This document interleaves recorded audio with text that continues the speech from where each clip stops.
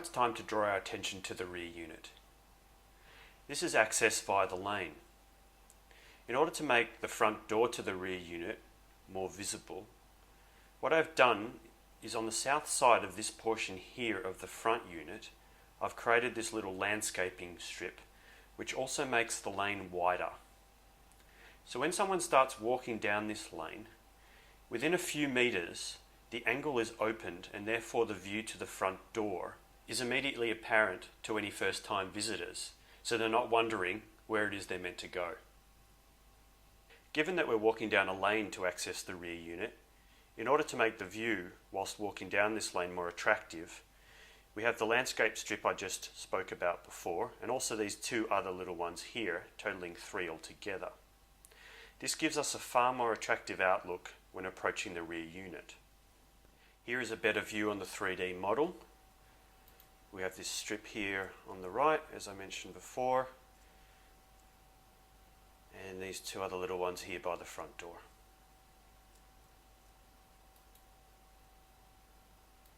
Now let me explain how the layout and floor plan of the rear unit differs so dramatically to that of the front unit we've spoken about previously.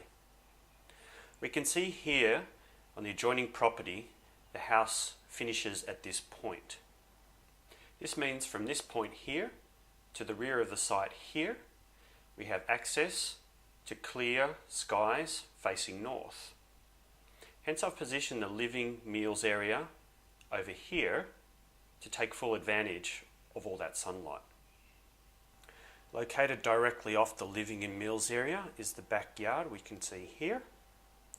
And for this particular townhouse there wasn't the space upstairs, so we have the master bedroom positioned here.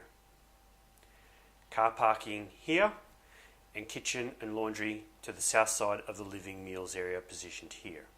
Now let's take a look from outside at some of the elements I've just been speaking about.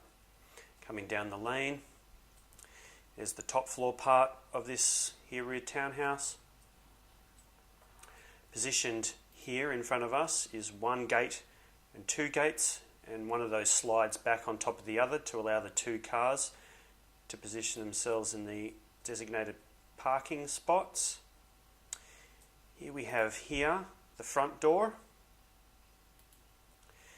and I'm just going to move a little further down the lane here to explain a little bit of what's going on down here. Here we have some highlight windows. These are windows that are positioned above head height, and they face back onto the kitchen and laundry area. And for security purposes, you don't really want windows down a lane at ground level. First of all, for privacy, but also just to deter anyone from trying to break in. So now we're inside the living space of this here rear townhouse. We can see all our big, beautiful north-facing windows lead out onto part of the backyard there. We have in front of us here the meals, and beyond that, the couch and television. See? Just moving around here. We have the kitchen here. And there's that highlight window above to let a bit of light and ventilation in, but keep our security there above that window. And this here black box in the back corner is actually behind that, the laundry area. Now to the top floor. Here we have the outline of the rear unit, and here specifically is the top floor of that unit. Okay, so I've zoomed in now and I want to talk about a point I touched on just before. Why I couldn't fit the master bedroom on the top floor.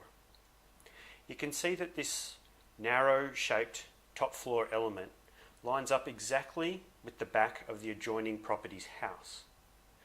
Now this isn't actually a planning requirement, but it's an unwritten rule that many councils put into play, whereby the top floor of any house shouldn't go beyond the extent of the neighbouring property's house. Therefore, when people next door are in their backyard, they don't have this massive sort of top floor element overshadowing, overlooking, and just crowding in their yard. What we have upstairs is 2 bedrooms, you can see here. The lower of the 2 bedrooms has its own little ensuite, and then up over here we have a separate bathroom. One of the biggest challenges for the top floor of this rear townhouse was that I didn't create any overlooking into the adjoining properties or into the front unit of this particular project located just there. So I'm just going to move around slightly here and we'll have a look. We have these windows up top here. Now these are highlight windows and they're positioned up high there above head height so that they don't look to the balcony of the front townhouse. So instead here we have this long slot window that goes all the way to the floor, because if we take a look back at the other townhouse, we're only seeing the back of this wall of that townhouse there. There's no overlooking issues at that point. Here we are now at the deck of the front townhouse. Now we can see down the back here that highlight window of one of the bedrooms of the rear townhouse.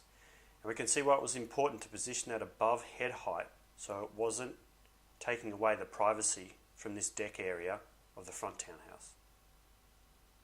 The bedroom we were just looking at from the deck of the front townhouse does have another window around the corner positioned here, which goes all the way to the floor, as there's no overlooking issues on this side because it's just peering out on the roof of the adjoining property.